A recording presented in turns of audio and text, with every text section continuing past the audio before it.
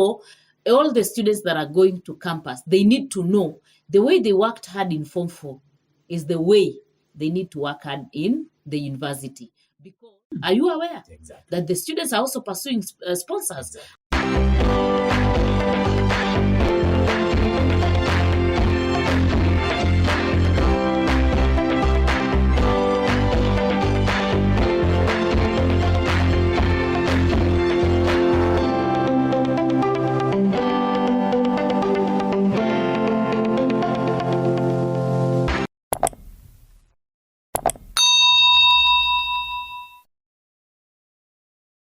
Madam Joyce, good morning. Morning to you. How are you? I'm very, very fine. Uko mzima? Kabisa. Umepotelea wapi? Nipo ni shughuli za ama ni mimi nimepotea?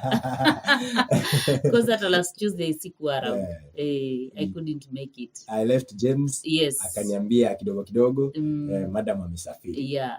So leo niko nimekuja tuongee nothing structured, si kitu structured, but just talking about life in campus and generally what is it that watu wana expect iwe kule campus alafu wanaikosa, ama ni nini ambayo waliambiwa itakuwa haikuwa, ama ni nini hawakujua itakuwa na ikakuwa. You know? Ulipatana nayo. Yes. And then also, other than that, also whatever they expected and they didn't get, whatever they, they probably did not expect and they also got it in campus.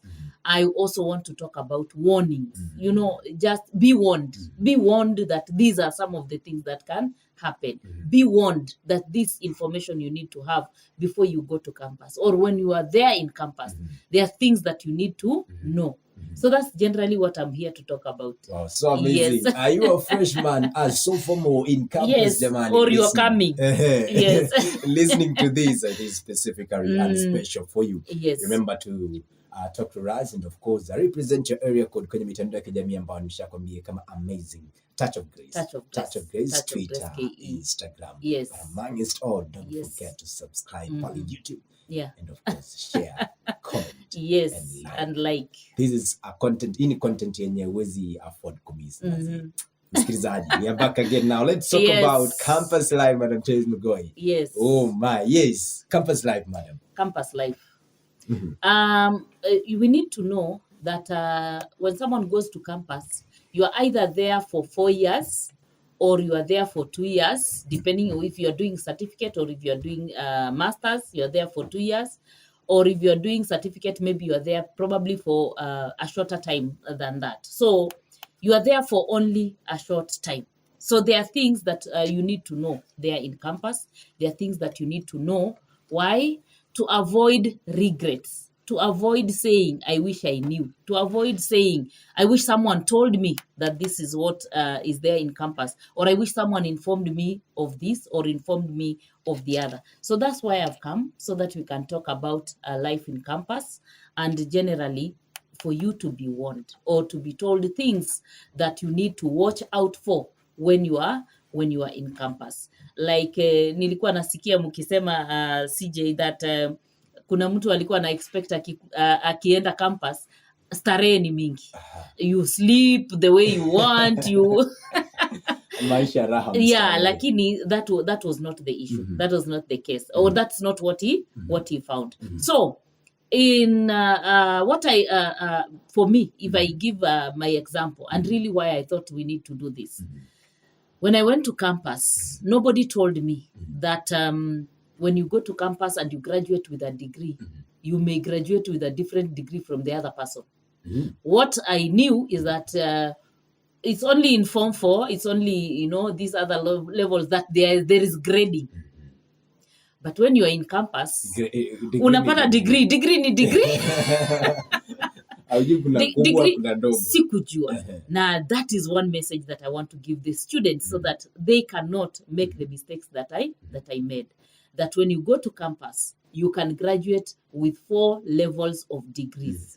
You can graduate with a first class honors, which is the best first class honors. You can graduate with second class honors, upper. You can graduate with second class honors, lower. And you can graduate with a pass. A pass is the lowest level.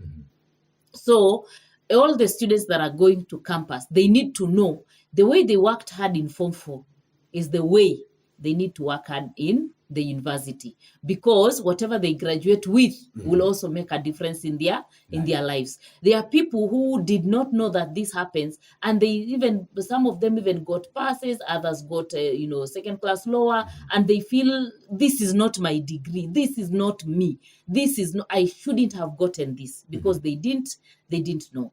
Walienda pale wakapata watu wanasoma, wakaambiwa na wengine hapa utagraduate tu, iwe vipi, lazima utagraduate. A freshman in campus asked me, yes, is there failing in campus? Is there failing in campus? Yes, there is failing. Hopefully you are listening. Yes, there is failing, and this is what they need to know, because some of them are caught off guard. They wakati unafanya bidii sana form 4, ukipita watu wana celebrate ni kama masomo imeisha. Ni kama ukienda university unaenda kupumzika, unaenda kurelax, which is not the case. Yes, there is failing in campus. In campus you can fail an exam, one exam. You can fail one exam, which you can resit, you can do it again, or you can fail that exam, do a resit, fail again, and do a retake for an exam.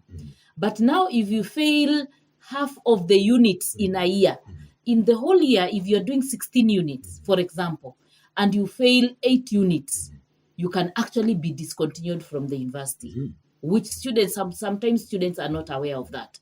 If you fail half of the units that you are doing that year, you can be discontinued from the university due to academic grounds. You cannot continue here anymore. And let me tell you, CJ, most of these students that are discontinued, it's not that they are not intelligent.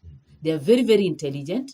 It's just because they have misused their time, or they were not very serious, or they didn't know this will happen to them, and therefore they just took and relaxed and so on. And finally, they were caught off by time, and they could not be able to do anything other than go home, because of they have failed half of the units. So it's very important for them to be aware that if someone fails an exam, they will be discontinued. They will do a resit. They will do a retake. Now, the reason why I say no student in campus should actually fail to do a resit, to do a retake, and to be discontinued is because this student in Form 4, this student read 4 years' work. Form 1, Form 2, Form 3, Form 4, and they went to do an exam and they passed. But in the university, you are taught for only 14 weeks. And you are given an exam for that 14 weeks. Nothing outside there. Nothing outside there. Nothing that you did last year. Whatever you did last year can serve as a basis. But the lecturers don't really set from that particular area that you did last year or did 2 years ago and so on. So it's only 14 weeks work. 14 weeks work. A student who has passed 4 years work. Surely there is no comparison. So there is no... In fact, there should be more higher, intelligent. Yes, their intelligence should be more high. They should perform even much better than they did perform in lower levels. Then, Madam Joyce, maybe just a link-up question there. Yes. It means if I got an A, yes, or a B, or a C+ from high school, yes, then I get a D yes. in campus. Yes. It means I'm intelligent. If by any chance I never performed any miracle in my Form 4 papers, if I got an A, a B, or a C+ in high school, I can manage to secure a chance in campus. It means some intelligence. Yes, you are. Lakini now, the problem comes in campus. The first semester, the first year, I'm failing. Yes. Is the problem this person, or the problem the knowledge itself? Kitu anajua ndo shida. Hajaambiwa vile mambo iko ndo shida. Is the reading habit in campus different from the reading habit? The reading habit in campus is also different from the reading habit in secondary school. You know, in secondary school, you are there in the school, or you are at home. You have your parents are watching over you to read. Your teachers are watching over you to read. There is prep that is set for you to read. You wake up in the morning, you are there in the evening. The teacher is always in class, revising and all that, and bring even past papers and all that. But now in the university, nobody even... It is all about you. It's all about you. It's all about you. Yes. It's all about you. Nobody pushes you. Nobody comes to wake you up. Nobody rings the bell for you. Nobody runs after you. You know, like in secondary school, the teachers may be running after you to go to class, to go to class and so on. Yes. Here, ni wewe kujipanga. So what lacks is now that self, management. You managing yourself and being able to know this I have to do because I am a student and I cannot have an excuse. So that is what actually lacks, because the facilities are there, the lecturers are there, the labs are there, the libraries are there, the reading materials is there. You have a lot of reading material, either in hard copy or even in soft copy. So what is lacking is self-management. Being managed in secondary school and then coming here and finding that nobody is managing you sometimes can bring a lot of challenge. Now, this thing, Madam Joyce Mghoi, Yes. Students of these times, Yes. our generation and your generation, Yes. I think there's a very big difference. I don't know whether it is a mistake Yes. or it is another way of itself or its kind. Are we treating these people, especially the first years, the freshmen, like grown-ups, and the real sense they are not? Is 18 years for them really grown up to depend for themselves? Okay. That tumewaacha sasa. They are no longer kids. They are no longer kids. They can stand for themselves. Yes. Mambo atafanya, they will be able to differentiate between wrong Yes. and right And by right. themselves. Is it really true? Okay. Up to the age of around 24 years and 24, 25 years there, that person is fully now completely mature. Yes, at 18 years, you are considered as a grown-up because even you get an ID, and if you decided that I want to do this, nobody can actually, nobody can push you to do otherwise unless you decide. Like now, your parent cannot say, it's a must for you to do this. If you are 18 years old and you have an ID, you are now considered to be a mature person. So these students that have been, that go to the university, they are considered half mature because now they can depend on themselves, they can take care of themselves, but the parents also need to be able to be checking on them. They need to be checking on them. The reason being that they are in a foreign place. Okay, let me say foreign, because this is not the environment that they were used. This is not their home. It's not an environment they're used. Number two, they will meet people of different character. People of different character. They don't cares are there. Even some crooks are there. Exactly. All those people are there. And therefore, they will still need some kind of guidance from their parents. But what happens when students go to the university? They do something we call individualism. They cut off the links from parents, friends, and whatever have gone to campus. The feeling of going to campus is so exciting that they cut off almost all the links with those people that could be guiding them. And this is where now problems set in. Because once you are individualized, you are now alone. It is like when a lion wants to hunt. When a lion wants to hunt, it separates the animal that it wants to, the prey itself from the rest. Exactly. And, keeps on separating and focuses on that one. So when you do individualism, it's like you're actually separating yourself from what used to keep you safe and what used to keep you grounded. And then finally, things don't work. But however, in the university, we also have departments that actually take care of people. It's only that sometimes students are not aware. When we are doing orientation, we give all this information. But sometimes students don't really get.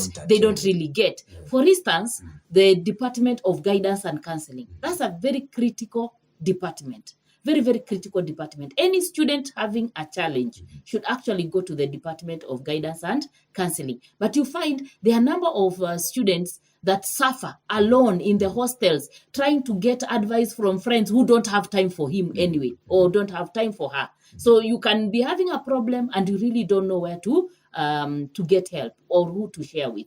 So again, that's another thing that they need to know, that there are departments in the university that are there for students' welfare. Yani, welfare ya mwanafunzi. Na hawajui.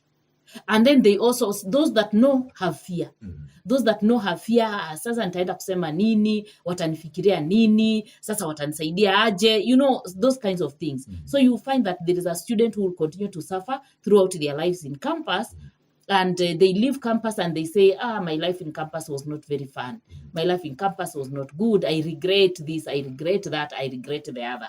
That is why I wanted to talk about life in campus. Wow, the paradise that you needed to is Yes. now here with us. Yes.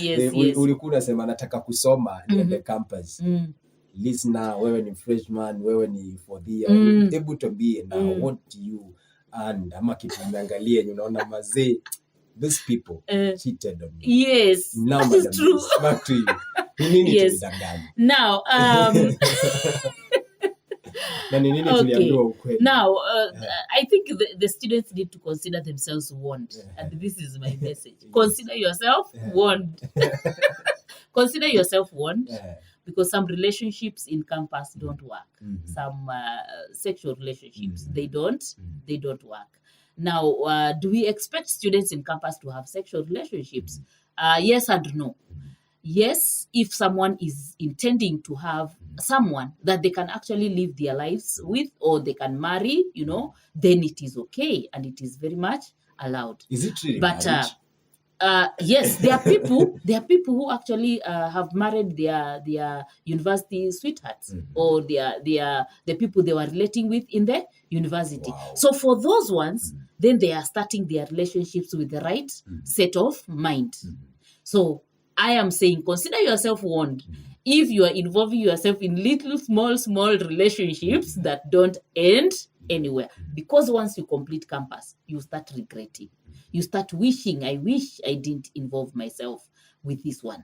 I wish I didn't involve myself with the other. I wish I took life a bit serious. I wish I did this. I wish I did that. So the students should be warned that when they enter campus, they should be very, very careful, have clear reasons why they are starting a relationship. Are they starting a relationship because they have, positive mind about it and they want it to end somewhere? Or it's just because everybody else is coupling, so they are also coupling? Because we also have those that go because of peer pressure. Everybody else has a boyfriend, then I have one. Everybody else has a girlfriend, then I have one. So the people should not go because of peer pressure, because there are those people that will be, after 4 years, they'll start regretting and saying, I wish I knew.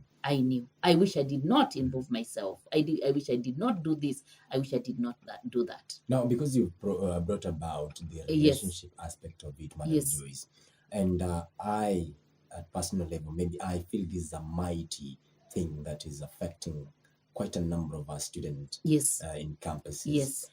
What are we doing wrong as students, or campus students, that is ruining our relationships? Either ourselves, because relationships has made we students lose our friends.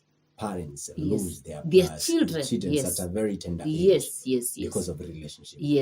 Are we missing the bullet? You're missing the point, because that's why I said someone really has to sit down and make up their mind why they're having that particular relationship. Why are they having that particular relationship? What is it for? What purpose is it serving? And what is its future? People have to sit down and think about these issues. Because if you don't think about these issues, you find yourself entering into a relationship, then it becomes toxic, and then you're not able to come out of it. And some people even lose their lives because of toxic relationships. So if you are relating with someone, you must have boundaries. You must sit down and discuss. You must sit down and agree, what kind of a relationship are you having, and are you ready for that kind of a relationship? You must actually set boundaries. You must be clear what type of a relationship that you are having. Because people are just, there are people who even report day one and already they have a boyfriend, because either they sat in the same matatu with as they are going to campus, or wakiwa wanapanga laini ya kuregister walikuwa wamefuatana, and that is and from there this one doesn't go to her room, goes to this other's room, cohabitation starts, and then other things go, and by the time someone wakes up and says, I think I made a mistake, it is done. Then different, because people are different.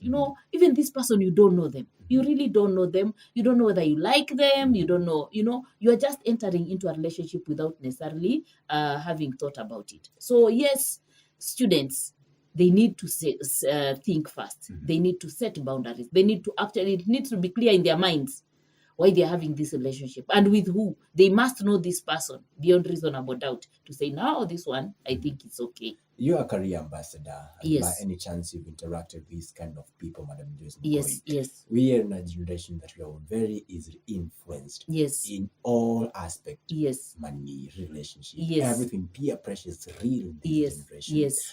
I don't know what we can really do.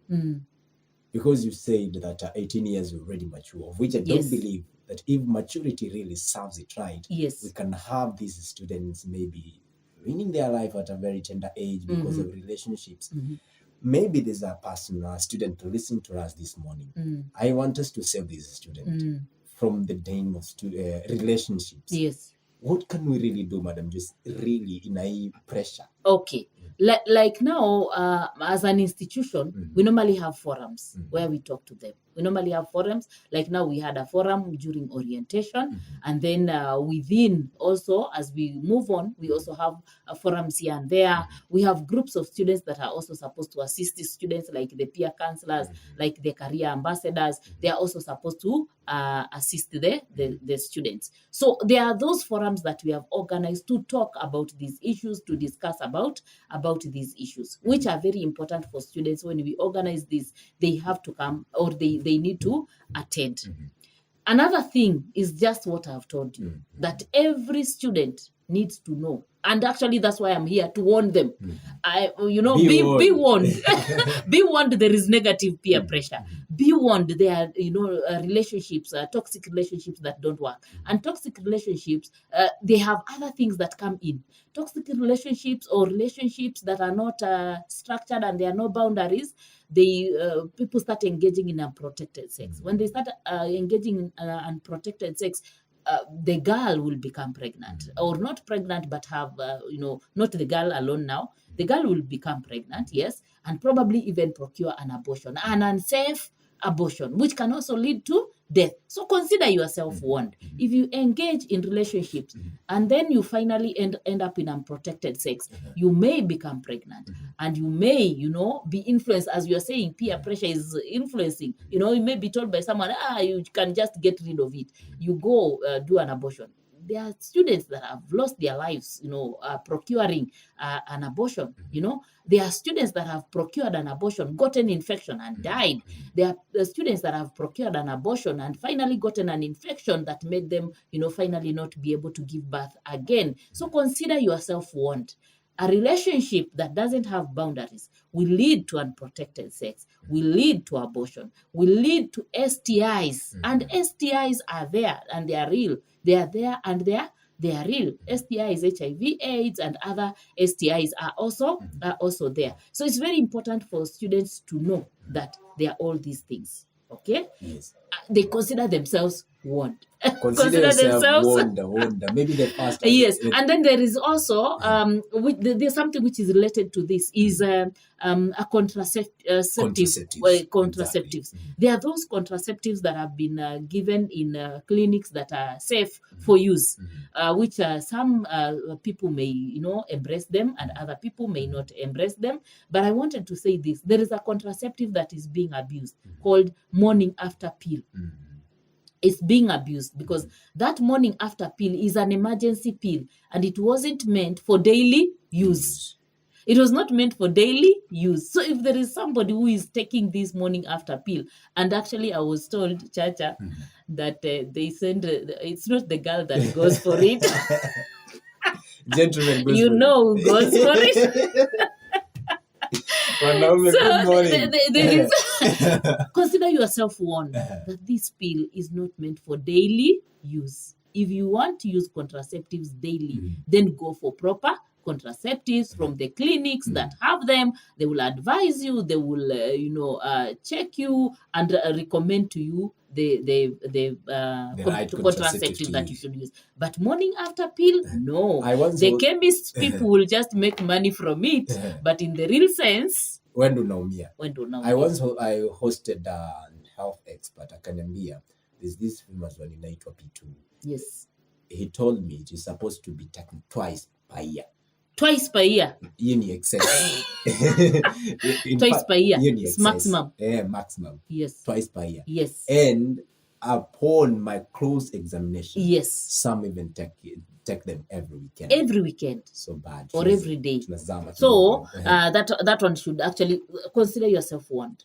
Consider yourself warned. Madam Joyce is sending a very, very, very crucial warning to you. Ambao unatusikiliza jamani. Yes, anybody who is hearing us, let them, life, and they're here for 4 years only. Can you imagine if God has given you 80 years? 80 years. 80 years minus 4 years. Hizo ni ngapi? 76 years. Yani would destroy your 76 years na weekend because of 4 years in the university, ama na weekend moja. So bad. Kuna kitu ambacho so consider yourself warned. Yes, kuna kitu ambacho hatukuambiwa Madam Joyce Mghoi. Yes. Parents, teachers, and maybe some lecturers fear to tell us. Okay. Sexual predators. Yes. Some call them sponsors. Coming to talk about that, msikilizaji. Sawa.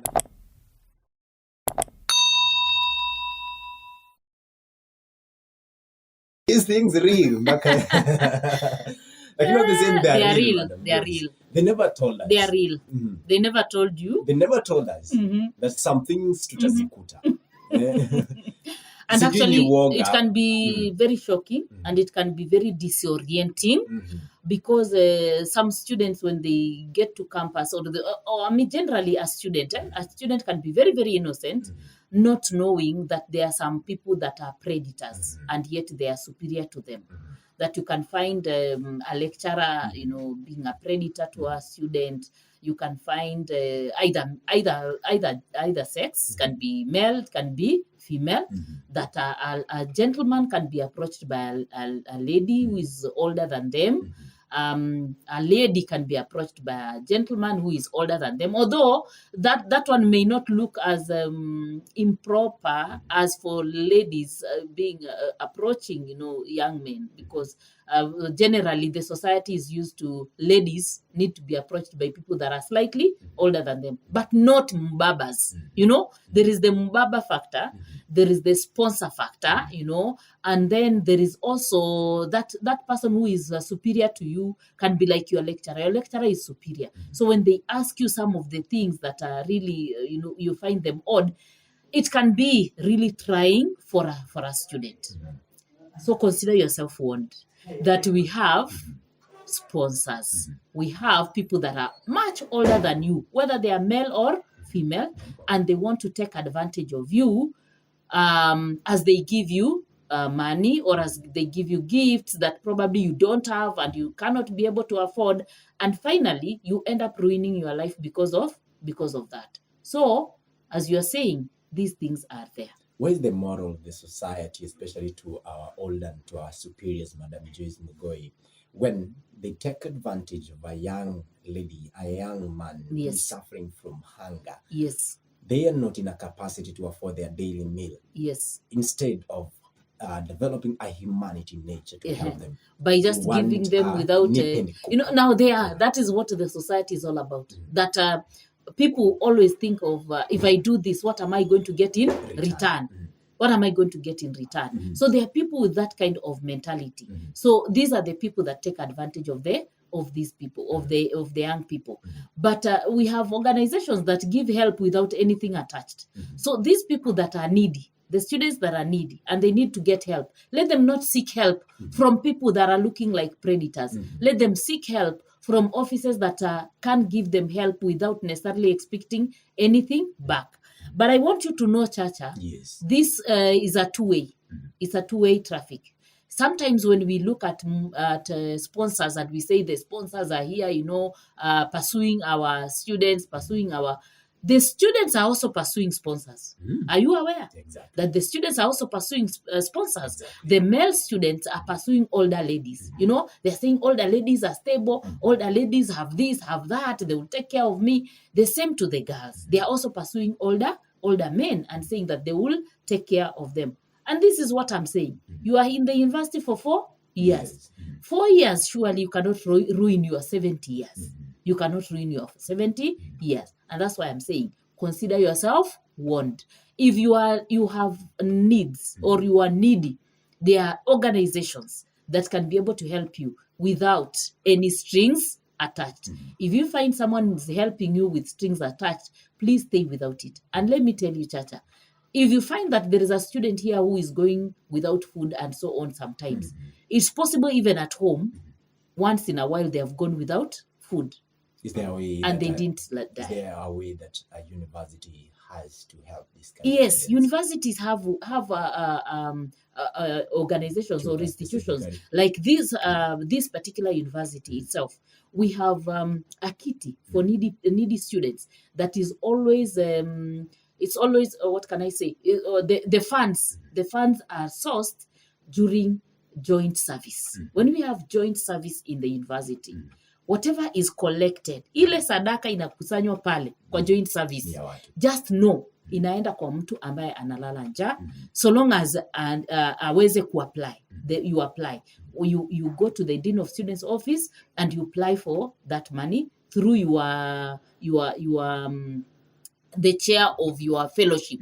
It can be CU, it can be SDA, it can be YCS, it can be Muslim. You apply through them, because them now they will know. They will actually be sure that you're actually going through this particular need. Again, we don't want it to be misused. So there are those organizations. The Alumni Association also once in a while gives out food for these students that are food and other basic needs, soap, toilet paper, toothpaste and so on, all that for these needy students. So they also do that. So there is also that. So and then also sometimes we have work study programs where students that are needy apply to work for some little pay here and there. So there are ways that someone can be able to be helped. Number two, if you are not a lazy student, there are even jobs, small jobs around in the university that you can be able to do and you get some pay. Like, let me give you an example. I've had students in the past that come to my house, they do the cleaning, because sometimes I don't keep a house girl. So they do the cleaning, general cleaning once in a week, and I'm able to pay them, and they are able to make a life out of themselves. So it's very important for students also to look for other opportunities that are around that can be able to help them make a life out of themselves. We also have very many students that are doing businesses within the community. They are doing businesses within the community. There are students who sell samosas. There are students who sell pizzas. There are students who sell, mandazi, chapati, all those things. There are students who are selling necklaces. Others are selling perfume. Others are selling, they are doing some kind of hustle that can help them, which is much better than you going for a sponsor. Wow. Now back to the point again. Yes. Sometimes there's this aspect of career that you are crucified because of your firm stand. Okay. You are a lady. You are a gentleman. Yes. You did a unit. This lecturer or this teacher had some things or some things that I cannot explain what they are. I am getting what you're saying. But you are crucified because of your no. Yes. Madam Joyce is a career. Yes. Because this is something that happened to a person that I cannot say. And I'm very sure they are listening. Yes. Whenever I don't know them, yes. they are listening. They are any chance yes. this has happened to them. You are a lady, you said a no. Yes. And a lecturer has decided to victimize you. Your no is feeding you some very, very strong F's in your bottle. Yes. Your no is feeding you very strong D's. Let me tell you, Chacha, it's just because sometimes students are ignorant. What can we do? There are channels that they can be able to use. Like now we have gender community. We are not gender, we have gender mainstreaming committee. Gender mainstreaming committee in every government institution. Save this people. Let me tell you, in every government institution we have gender mainstreaming committee. That gender mainstreaming committee is also tasked with issues of sexual abuse or any kind of gender abuse. So there is a forum, or there is a way you can be able to channel your complaints towards this particular committee, or towards your COD, or to your COD, or to your dean of faculty, and it can reach the right management to be able to solve this particular problem. And if you are very sure that your exam, you did it very well, but you have had an F instead of an A, and you are very, very sure you can still pursue it through the right channel, that paper will be retrieved and it will be marked by another lecturer. There are forums that people, it's just because there is fear. By there, I'm not blaming them. Because there is the fear, what if now I'm victimized by almost everybody? So because of that, let me just keep quiet and niendelee kuvumilia. But there are channels. There are channels that can be used to be able to resolve these particular issues. There are channels. Some people are even the top layer of these channels that you are going to use. Yes. Let me tell you, top layer is there. Mid-level committees are there that are tasked to be able to do that. And then we also have something called public complaints. Have you ever heard of public complaints? Suggestion box? Yes, a suggestion box that is anonymous. You can decide to be anonymous, or you can decide to say who you are. Put it in the public complaint box and be okay. Not malice. Don't be malicious. You know, there is that malice also. Nitakuharibia jina yako. You know, nitakuharibia. You know, like that. There is the malice. Yes. But if you are very genuine and very, very sure that what you are saying is true, you can even put it in the public complaint box. That is the suggestion box. It will be handled. It will be looked at and it will be handled, and the situation will be better. Let me tell you, if we had students that were speaking out, this vice would have died long time ago. But we are having it because students don't talk about it. So you hear it as rumors. You know, you keep hearing it as rumors. Nobody comes out to say. But now when we continue to be scared and to fear, and what do you lose? What do you actually lose if you come out to say, I'm being victimized? What do you lose? What do you lose? Actually, you stand a chance of gaining more than when you keep quiet. When you keep quiet, nobody helps you. So therefore, continue with your Fs either or give in. Are you getting that? But now if you come out and say, there are chances that you'll be saved, not only you, but other people that are also going through the same problem. And the opposite is true, Madam Joyce. Yes. I'm enjoying an A that I really deserve an F. Yes. Because my yes is now giving me some 10%. Although me, I normally say, most of these people that complain this, sometimes it's just, it may not be justified. Their complaints may not be justified. Because we have lecturers, a number of lecturers are genuine people, and they are people of integrity. They are people of integrity. But we have students, when they fail, they say, this is what has made me to fail, which is not necessarily true. They are hiding themselves behind that. Na umeanguka cha ukweli. Halafu naanza kusema ni kwa sababu nilikata. Na maybe hata hakuna kitu uliulizwa. You know, you're getting that. So how to verify this issue? It's very difficult. So those that are genuinely being harassed, they can come out. And we also have lecturers that are being harassed by students. Yes. Until they cannot even, you know, they find that, how can I go to that class? This student is after me. This student is, this student is harassing me. He's doing this, he's doing that, and so on. So either way, but whoever is being harassed, let them come out. Let them come society. Out. Yes. So, Chacha, let me give other warnings. Exactly. Send a warning to these people, Madam Joyce. Consider yourself warned. That there are people that are conmen around the university. Conmen around the university who will come with a very good idea, and then they'll tell you there's a very good idea for everybody who has a laptop, everybody who has a phone. Please come, there is a business opportunity in such a place or in such a hotel. You go there with your gadgets. You go there with your laptop, you go there with your phone, and then somehow you get conned. And all these phones and all these laptops go. Consider yourself warned. Some of these businesses you are being called for, some of these jobs you are being called for are for conmen. So don't go there carrying all your gadgets, being told we have a job here that will earn for you 20,000 in a week, but you need a laptop and a good smartphone. Then we are going to meet in a certain hotel. Then you go there and you end up being robbed. Consider yourself warned. Consider yourself warned when someone comes and tells you, I've been sent by God, that I've seen you, I've been sent by God. I know where you come from. I know your parents are sick and so on. And I know you need money financially. And I know right now you have some money in your M-Pesa. Remove that money so that we pray for it so that it can multiply. Consider yourself warned. And those are warning, yes. Yes, and those of consider yourself warned if you're doing a business, especially business where you are a videographer or you're a photographer and you have very nice gadgets. You know, these things are expensive. Exactly. Consider yourself warned if you have been called for a business somewhere far from the university and you're being asked to go alone because it may be a trap for you to be robbed. So consider yourself warned. If you have been called for a business opportunity usiende peke yako. If you have good gadgets, please usiende peke yako. Tafadhali usiende peke yako. There's somebody I know that lost these gadgets worth around 250K, and some of them were borrowed, and he went alone, and the business deal was good. It was very, very good, but it was a con. So consider yourself warned.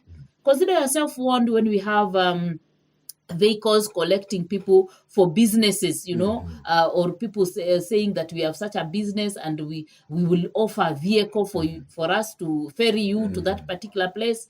There is kidnapping going on. So consider yourself warned. And by the way, Chacha, I'm not only talking to students only for our university. I'm talking to all the students all over the country and probably all over the world that these things may be there. Consider yourself warned when you receive gifts from strangers. Some of these gifts are not gifts. We've had a student that was given gifts by somebody, and finally this person ended up to be a satanist or a devil worshipper, and it was really a challenge to bring that girl out because of the gifts that she was given.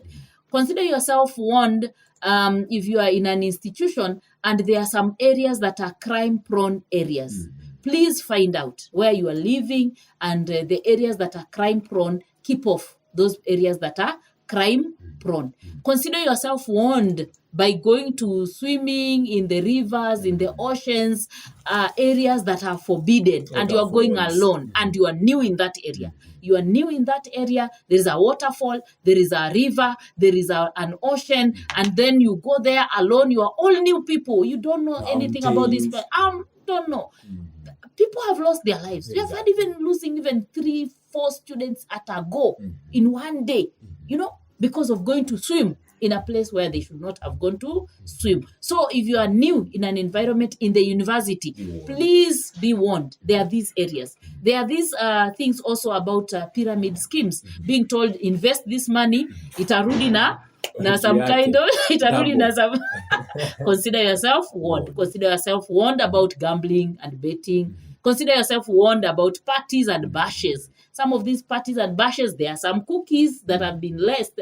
There are some drinks that have also been laced, you know. Consider yourself warned. Consider yourself warned about buying items that are second-hand. A phone that is second-hand. This phone that you are buying, which is second-hand, may be stolen. And therefore, you will be tracked in that university and you will actually be accused of murdering somebody and stealing their property. Consider yourself warned by when you give your phones to strangers to make a call. You never know what kind of a call, and you never get it. Consider yourself warned when you are booking for hostels. Some people are just there to scam you. That is a dose of warnings from Madam Joyce Mghoi. Hopefully it has imesink vizuri. But thank you sana, Madam Joyce Mghoi. Karibu. And we are hoping that our students are intensively Sawa. using this. Sawa. We meet again next week. We meet again next Tuesday. We'll talk more about this. Sawa.